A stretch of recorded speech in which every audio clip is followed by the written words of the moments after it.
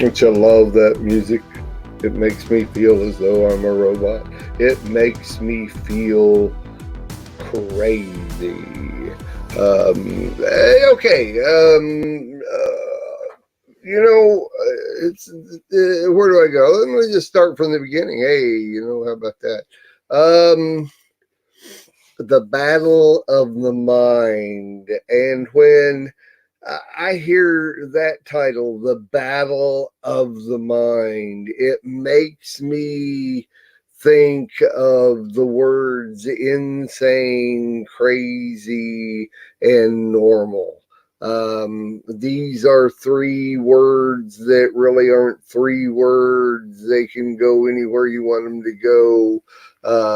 Anyway, let's start with what I have up here that I've researched out because I have my own thoughts. But let's see what the world on Google has to say. Google, is that a normal name, by the way? Okay, insane. Here's the definition based by Google Dictionary. In a state of mind which prevents normal perception, behavior, or social interaction. Seriously mentally ill. An informal definition: shocking, outrageous. So insane can be something that is shocking or it's just outrageous. And I'm going to bring it into perspective as much as I can during this. I'm going to be the example here, and we are talking about humans on these definitions and the things I've looked up. Talking about humans, I'll be the human example for this. There are times when I'm shocking, and I've even been called outrageous. So, am I insane? Google. What does Google say?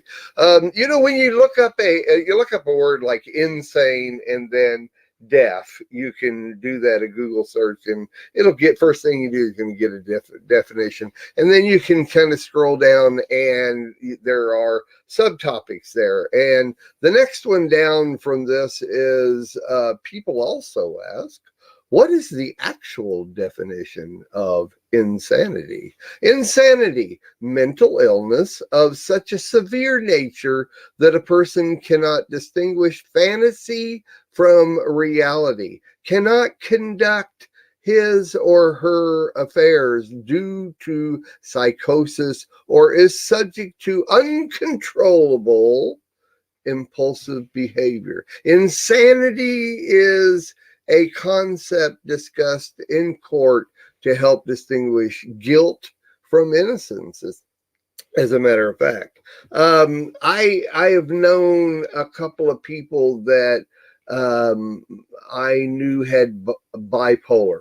As a matter of fact, I lived with a person for 10 months that was diagnosed bipolar, and the difference from day to day, or every few days, in this person's concept of reality and the way they acted, all that type of thing, would normally make a person think that they were insane, when in fact this person was quite sane. We had a lot of very in-depth conversations that were great. So that's also something I wanted to bring up is there are illnesses that are day-to-day things that we come in contact with that can be perceived as either insane, crazy, or a broad spectrum of this. Searching down here, let's look at the difference between crazy and insane. I haven't got to crazy yet, but we're going to jump to this. Both are similar to mad or mentally deranged. However, these two words are often used in different contexts. This is the real key here. Crazy is mostly used in informal speech, whereas insane is more used in informal or legal context. This disparity in usage is the key difference between crazy and insane. And it's true. And I think on a normal, regular basis, I think in a normal, and we'll get to that definition pretty soon, in a normal person's day-to-day life, the use of the word insane is going to be in a more formal concept. But the word crazy is a general word. That's just crazy, man. It's some crazy stuff, man. And so there is there's a contextual difference there, and I think the person hearing these words used can get the general gist of what the person is trying to say. Now, one thing I kind of liked on looking this up is an Urban Dictionary, which usually is a little more whacked. The dictionary, it's made up by millennials. It's made up by the younger generation. I'm 65, and I look at things at a little bit different view than the younger generations. I wanted to read this real quick. It says, the standard definition of insanity is inaccurate and completely useless. It refers to insanity as some sort of disorder that sometimes occurs to some subgroup of people, rather than more correctly stated that it is not the exception, but rather the rule for Homo sapiens. So they're saying insanity is more the rule rather than the exception. No one could possibly look at what is happening in our world and believe all of its the product of billions of conscious minds. So nobody that's sane can look at the world and what's happening and say this is not insane. I mean, it's a good statement. It's instead the result of nearly an entire race of people operating on autopilot, like so many poorly programmed robots. Remember, written by the newer generation. There is let's just sub this and say I agree with that, in that as a general whole, and if you're a history buff and look back on things that have happened, what's going on in the world today is quite crazy, but there have been crazy things that have happened in the past. And if I were to do an hour and 15 minutes on this, I could give examples, but I think you know what I mean if you look at certain instances. So moving on, the word insanity in Wikipedia starts right off: crazy, insane, madman, barking mad, and madwoman, are different words that are used for the whole spectrum of individuals and behaviors that are characterized by certain abnormal mental or behavioral patterns. Insanity can be manifest as violations. This is good. I like this. As violations of societal norms, including a person or persons becoming a danger to themselves or to other people. Conceptually,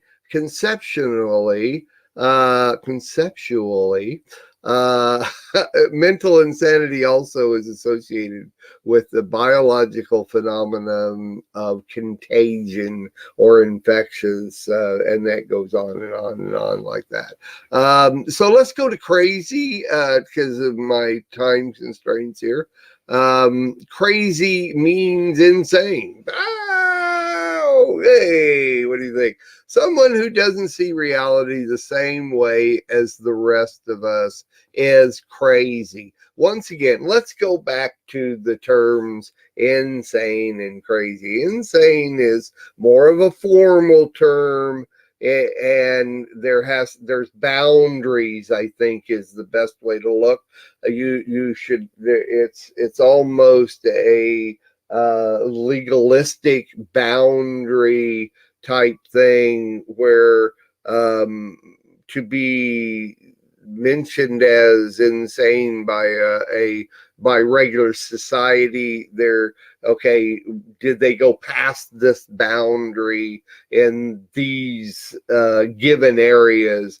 And at that point, then now, yes, we can say they're insane. Whereas crazy is just things that are done, like talking about flat earth using Play-Doh. See, that's a little crazy. Talking about how using the normal scriptural understanding of that in the last days a loaf of bread will cost as much as a day's wages, but using a payday bar, which costs $2.38 for a payday candy bar, cost is absolutely insane. To me, that's the normal use of insane. They need to go look at the payday company and look at the executives and say, $2.38. Somebody come in here and find out whether or not these guys have crossed the insane boundaries. Now, see, to talk about that, that's a little crazy. But, so sometimes, though, crazy actually, from the battle of the mind point of view, really is it all that abnormal? It's just a conceptual idea of from one point of view to another point of view. Now, there are people that enjoy to be a little crazy, a little abnormal in some instances, so that it sparks fun, it sparks a thought. A lot of times I go to a next level type thing of talking about something that normal people wouldn't talk about, to spark you to think, gosh, that's not right. Maybe we shouldn't think that way. Look at sometimes, John brings up news items that are just stinking off the wall, but it seems like it's a little insane that this could happen, but yet it did. So it's that can be considered a little crazy. See, it's not necessarily insane because it hasn't passed those boundaries legalistically. Let's put it that way. Now, let's take a look at the word normal. Normal. Google, look up Google, just go to Google, type in normal space DEF. That's definition. It says conforming to a standard, usual, typical, expected. Let's go down here. Let's see, the usual, average, or typical state or condition. Let's go down. What does normal really mean? Being normal means being standard. Being normal means like everyone else. Being normal means superior people were once seen as abnormal. Ooh. Okay, so if it means being standard like everyone else, then I am in the battle of my mind. I am claiming here and now in public, I'm abnormal. Now, I remember, oh my gosh, this was one of the best. You remember the movie Young Frankenstein? It's just one of the most abnormal, crazy movies that there is out there. And if you're looking for fun and a laugh a second, go rent the movie or find the movie Young Frankenstein.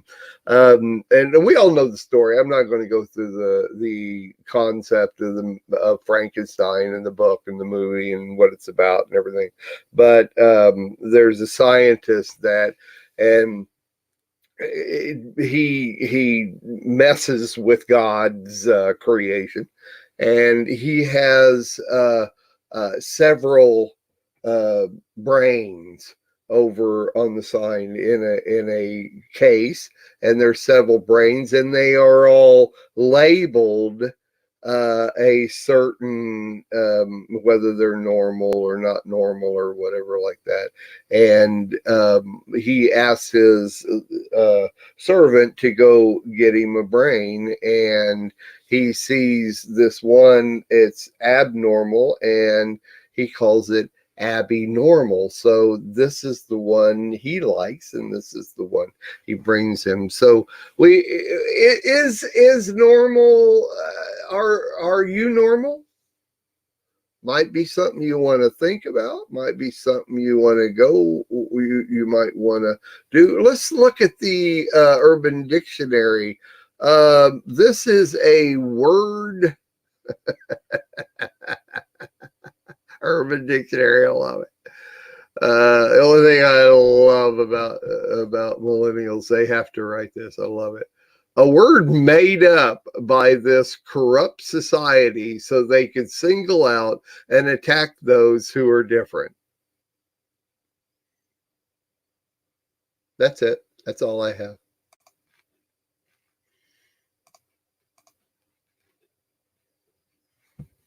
Can't hear anybody. I can't hear anybody. Oh. There you go. Insane. I guess I should sit up. I was chilling. Insane, crazy, normal. Sherry, what do you have to say? Well, I always like Mark always brings us to a different perspective of the subject, which is really good because it causes our minds to think in a different direction. And that, the definitions there, especially the urban definition, on that is just very interesting about normal and abnormal. And what they said about that, about the one of the definitions you use is that the violations of a social norm. Well, if there's no any social norms, anything, then it feeds into the millennial thing that everybody's okay, I'm okay, you're okay, you can do whatever you want to do and it's all okay, and you don't have any standards. That's basically what they're saying, is you don't have any standards, which is in their brain, but actually they do have standards because they believe that those of us who are people of faith are abnormal. We are mentally ill because we believe in a living God. So that kind of blows them out of the water, but that's always been kind of there in communist countries. Russia, when Germany was behind the Iron Curtain, they would pick people up who had faith in God, and they would put them in these insane asylums and give them chemicals to get them to change their mind about it. So are we saying here that normal and abnormal is not it's a moving target? What's normal to some is abnormal to others. What's abnormal to some, Moving target. That's it's a moving target. good. And according to that Urban Dictionary, being the social norms. Well, there's social norms, and then there's just plain old human norms. It ain't normal to kill your child in the womb. I'm sorry, that's not a social norm. That's a human norm, and it ain't normal. I'm not putting condemnation on anyone who has done that, because God is forgiving. And there's been a lot of women's lives that have been ruined by that. And actually, the March for Life today is the March for Life is coming up. That's why my brain went into that direction. So I just think that's they want us to be like everyone else, isn't it, Brad Scott, that says they want us to all wear long black coats, fat black hats, and have everybody look. That's what bricks are. When they made things with bricks, God uses rocks and stones from the field to build the altar. He does not use bricks, because all of us are individuals. All of us are a little different. And yet we still have this norm, this standard, that we're people of faith. So I think that's a very good perspective that you brought out there, especially using that Urban Dictionary, because it tells us what the mind of the millennials is. And That's right. they've actually been a generation that has had God taken out of their lives in a lot of ways. True. And that's the path that people go down when they don't have God, in my opinion. That's true. You're right. You're right. John. Well, I have something to say all the time. You know that. You don't look happy, brother. What did I do to you, man? You made me think. And that's insane. Oh. All right. So, we have these definitions, and you were talking about prevents normal behavior, mentally ill, shocking, outrageous. And so I was thinking about the time when Yeshua had crossed over the lake, and they came ashore and arrived in the country of the Gadarenes. This is over in Luke 8.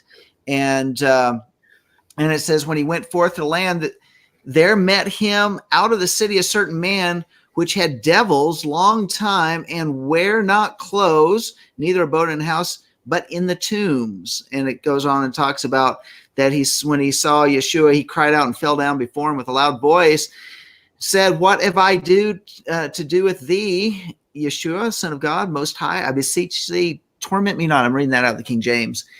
Well, I mean, it's in one account of this in the Gospels talk about that he was a man who was fierce. And there was also talking about how they couldn't hold him in chains. They couldn't even chain him down because he had break the chains. The guy was insane, and the people thought he was crazy. And to make the point, dropping down a little bit further, Luke 8:35, it says, "Then they went out to see," this is the people from the nearby cities, "what was done," because all his demons went in the pigs. They went swimming, drowned. So can pigs fly? Can pigs swim? Okay, going on. Went out to see what was done, and came to see Yeshua, and found the man out of whom the devils were departed, sitting at the feet of Yeshua, clothed and in his right mind. And they were afraid. Very well said. And so I looked that up, and I was like, in his right mind, because that's really on the opposite side of crazy, insane. And it really says, okay, the battle of the mind, which is oftentimes once our psychiatrists and psychologists, they want to talk about how they want to treat it and give you medications and pharmaceuticals and numb you out. And Sandy had made a comment early, they want us to be zombies. And when in fact, maybe they just need deliverance. And because how much of the battle that's going on in our mind is just from the influence of the demonic, in the demonic realm. And of course, in a polite social society where our demons become sophisticated, we don't quite see it, but you go to the jungles of Africa or South America, or in various other places, and you just see craziness, and people say that's demonic.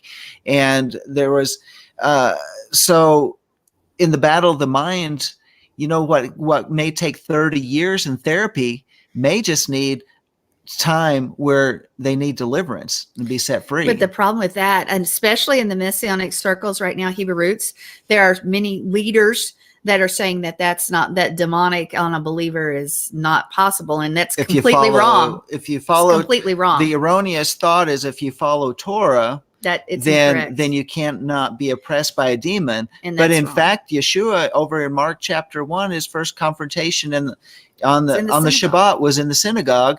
A person following Torah had been demonically oppressed, and Yeshua had to cast that demon out right then and there, and the people were amazed. And you want to know something? When in our ministry, we've seen it. It doesn't matter if you just follow Torah. Just following Torah doesn't get you saved.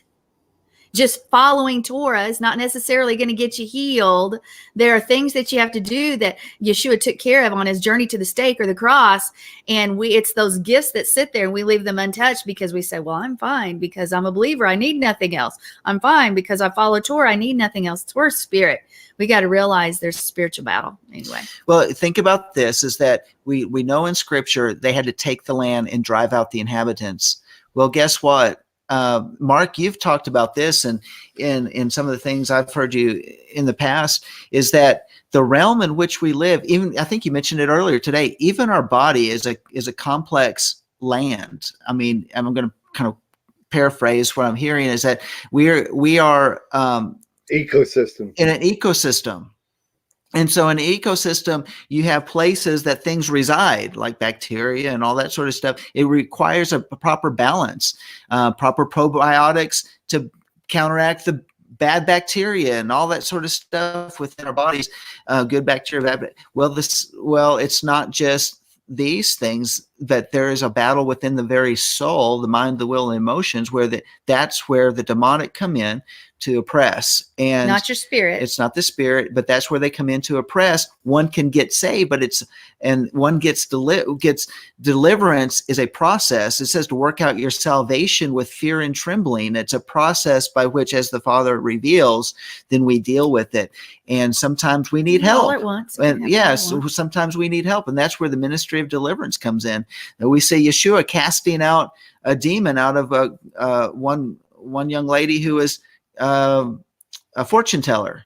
So, there are times that those things need to be driven out, and the land needs to be taken back, and the people will be set free and no longer afflicted. And you find that in generations that demonic is handed down too. That's why you have, well, I'm an Irish, so I'm angry, and my mother had an alcohol problem. My grandfather, guys, those are demonic. That's demonic oppression, familiar spirits. Mm-hmm. We can go on. That's a whole show, but you're right. Demons run in gangs, and demons will try to run down through generations. And a lot of people don't they think demons are foaming at the mouth and falling out on the floor. No, you can be demonically, like you said, another show. Maybe that ought to be our next one. I don't know, but they can be depression, or rejection, impulses, rejections, low self-esteem, addictions. Usually you find addictions, that's a gang, because then you got to deal with witchcraft spirits, whole drugs, all they run together. They anger don't and rage. know that, and that's why there are so many people out there. They are actually deceived into saying what you said a lot. If we just do Torah, everything's all right. We had a lifestyle before we came into Torah, and we need to get rid of the leeches that are still trying to hang on before. But anyway, like you said, but most Torah observant people are still picking and choosing the commandments. So that's and you cannot just follow a set of it's spirit. The Torah is spiritual. It's a spiritual thing. Anyway, I could go into it. Like I said, that's a whole show. So, Mark, did you want to wrap it up real quick? No, it's great. I actually had not, I once again, is all of these we could do hours on every individual subject that has to do with a whole range of video series topics. I did not bring it around to a spiritual application, and you guys brought it in perfect. I was a little concerned because John looked very serious when I was done. I was focusing. It's like, oh, what have I done? Where have I gone? Because if I don't see that smiling face, buddy, I was sitting there. I was taking notes. I was paying attention, So, and then I was like, "Okay, Father, where's the application?" And then that's where I ended up. Yeah. So I guess I expected y'all to bring it around to this, because I sure didn't. But I mean, I had a whole nother page on this, but we're good.